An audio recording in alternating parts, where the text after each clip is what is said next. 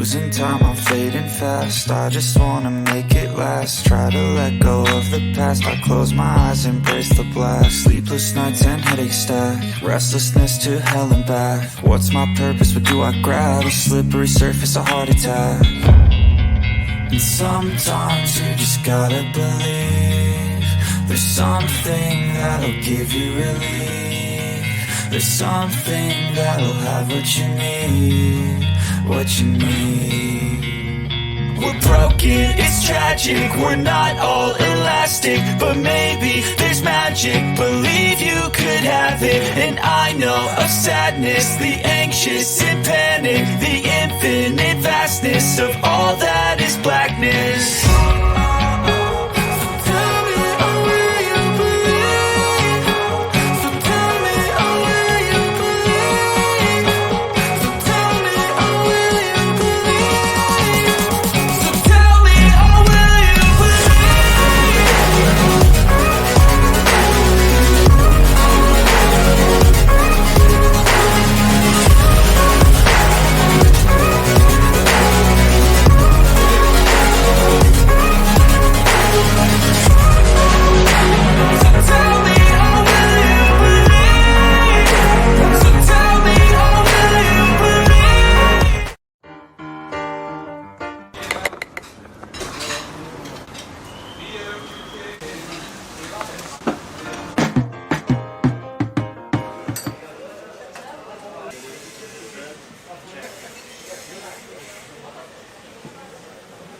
We got the classic with pistachio, my favorite way of eating baklava, and we also got chocolate baklava.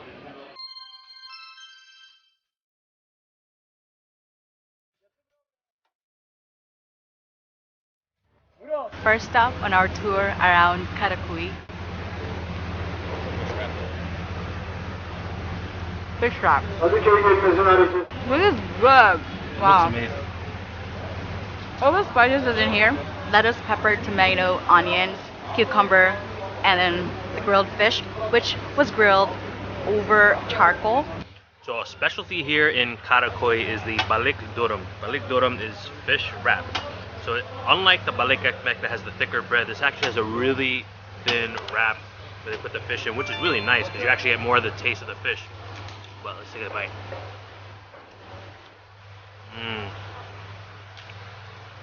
It's so bright, I have shades on, you can't see my eyes, but I guarantee you they're bulging out because this is absolutely delicious. Taste the fish, but you also taste, he puts pomegranate molasses in here, gives it a nice flavor. And even mixed in with those greens, there's mint. Really gives it a refreshing kick. And I love that spice blend on the outside. Not only puts spices in the wrap, he puts it on the outside and grills the wrap up so it gets a little crispiness. It's smoky too because it's grilled on charcoal. This is absolutely delicious. There's so many vendors in this area. We just picked this one because he's grilling over charcoal. Kind of a random operation right outside of Karakoi Balik Ebi. Absolutely incredible. What a beautiful, beautiful view of the Asian side. We've been staying at the Asian side of Istanbul, and to see it from a distance from Europe, you really get to appreciate it even more. If you are coming to Istanbul, if you like less touristy stuff, like less tourist, less crowd, go to Asian side. Definitely worth it. You get to watch the sunset setting over Europe side next to Hagia Sophia and the Blue Mosque. But look at that, stunning. And you just need a ferry ride to cross.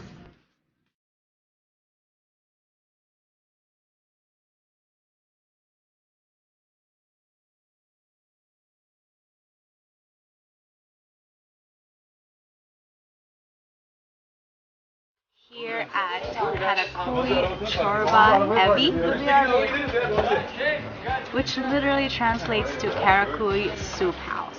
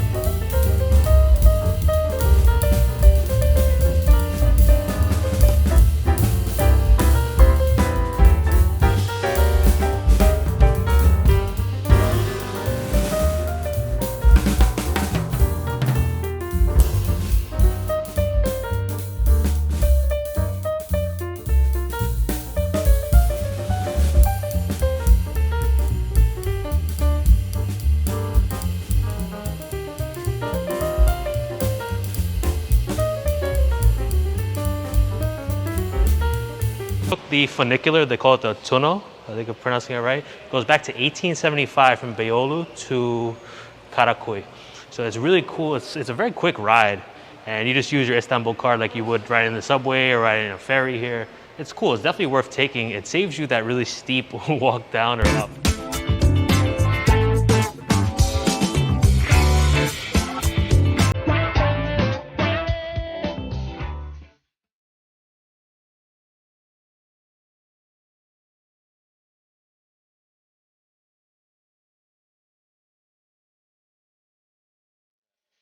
In Istanbul, we just can't get enough of midye dolma. It's become one of our favorite foods in the whole city.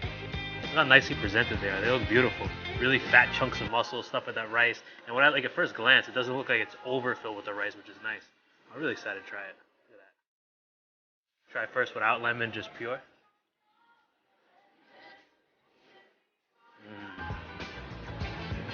You really get that muscle taste so fresh. The rice is really nice, nicely flavored, but it doesn't overwhelm the muscle. You really get that taste of the muscle, which I really appreciate. Delicious stuff.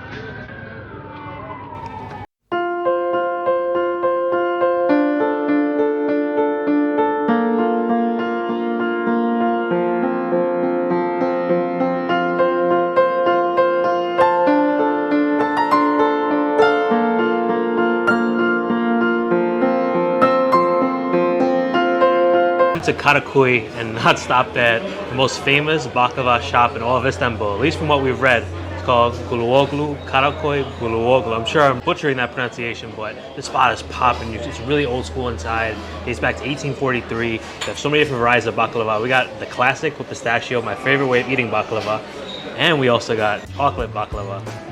Whew, so good. We got all that ground pistachio on top, all the pistachio inside.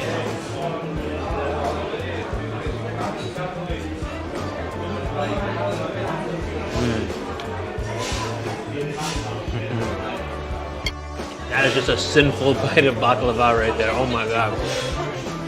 It's sweet, it's quite buttery too, but it balanced it well. I don't think it's overly sweet like some baklava can be, but it is absolutely delicious. There's a lot of generous amount of pistachio in there, but I'm really curious about this chocolate.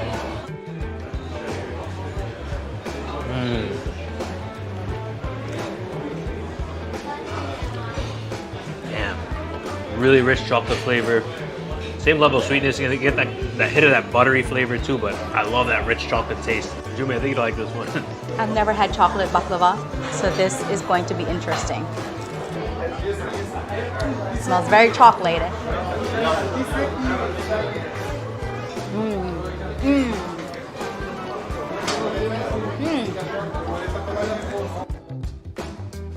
These two, it melts in your mouth. It's so chewy. You can taste the pistachio, and in chocolate, you can really taste the chocolate. It's also, I think they use dark chocolate, but mixed with the honey, it's delightful, glorious.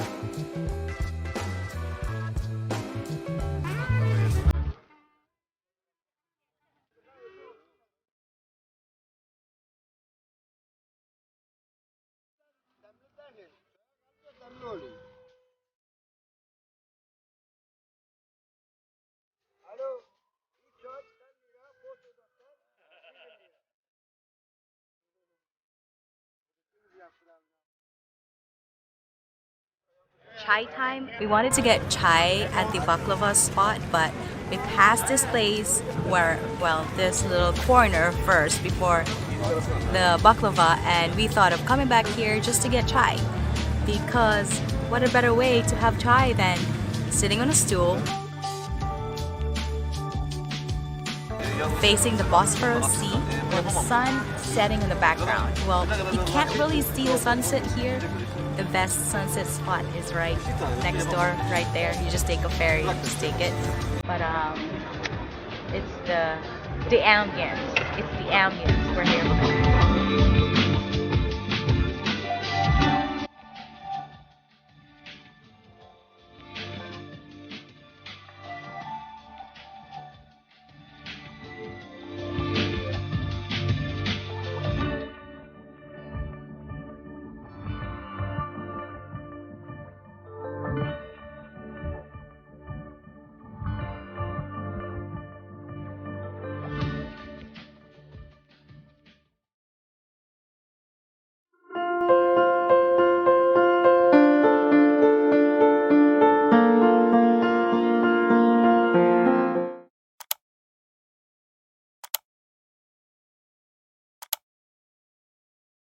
As I've teased in the last number of videos, I was talking about my style of eating, which I think is the best because it's so flexible. But and I said that I would be talking more about my style of eating in future videos. Well, here I am, and who none other than the author of The Flexitarian Diet, Dawn Jackson Blattner, DJ, and it's what she goes by, just like I go by Neely. So, okay, I just have to say, DJ's got, a bio a mile long, but let me just give you the highlights, okay? So she, there are a lot of them, but she starred in a hit primetime reality TV shows and won it, yay. But she was also the dietitian for the Chicago Cubs. Yes, and she's got a Super Bowl ring. World Series. And what did I say? Super Bowl. I was like, I wish I had a Super Bowl ring too, but hey. Oops, all right, little blooper there, World Series. All right, DJ, tell me, how did the flexitarian diet all come about? Talk to me about that. Here's what we have. I think back 2003. I was reading and I saw this word pop up as the most useful word in the English language, flexitarian. And I thought to myself, this is what I am. I am a flexitarian. And so I went right away to Amazon to see if I could get the book, there's more of me out there. 2003 goes by, no book that I could find. Nobody's talking about this. 2004 goes by, no book. Nobody's talking about this. 2005, and I said, ding, ding, ding, I'm supposed to write this book. So I woke up at like 2:00 in the morning. I wrote up a quick little blurb about what this book is, what the movement's all about, sent it to a book agent, and within minutes, really, I felt like it was right away. She responded and said, yes, I will represent you. Let's go. Let's roll. It took me a long time to get the book together and to get it sold and all that stuff. But in 2009, the Flexitarian Diet came out. And really how I became a flexitarian, even before I knew the word, was that I wanted to be a vegetarian because I would read things that said, the more plants you eat, the more healthy you are. And I thought, oh my gosh, I want to be healthy. I want to take care of all my body cells.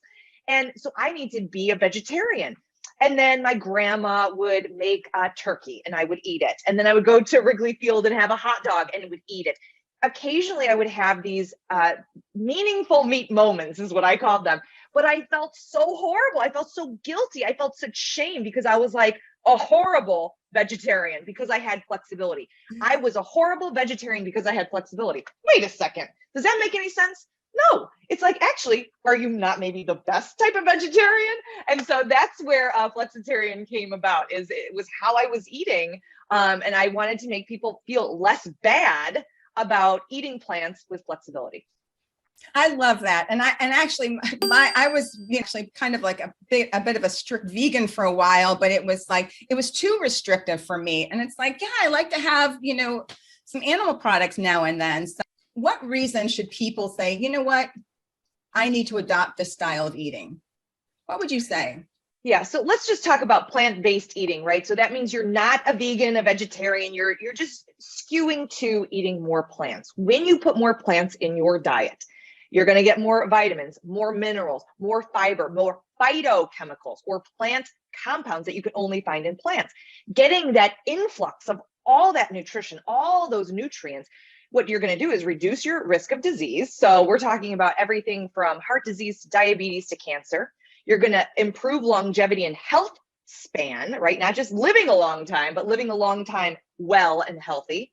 And what a lot of people like about it is lifestyle weight loss. So it's not pushed as a weight loss plan. It's pushed as a lifestyle plan that, whoops, accidentally, people do tend to lose weight on, as opposed to it being like focus on weight loss. So those are a lot of great benefits. And most people are flexitarian because of those health benefits. So sure, there is some money saving involved. Sure, there is sustainability and eco-friendliness involved. But when you ask people, why are you flexitarian? Most people are going to respond for health reasons.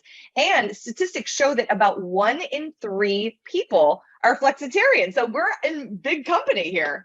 But yet it's a word that not a whole lot of people know about. Like, I've mentioned the word and so many people are, they hadn't heard of it, yet it has, is in the top 3 in the US News and World Report in several different categories.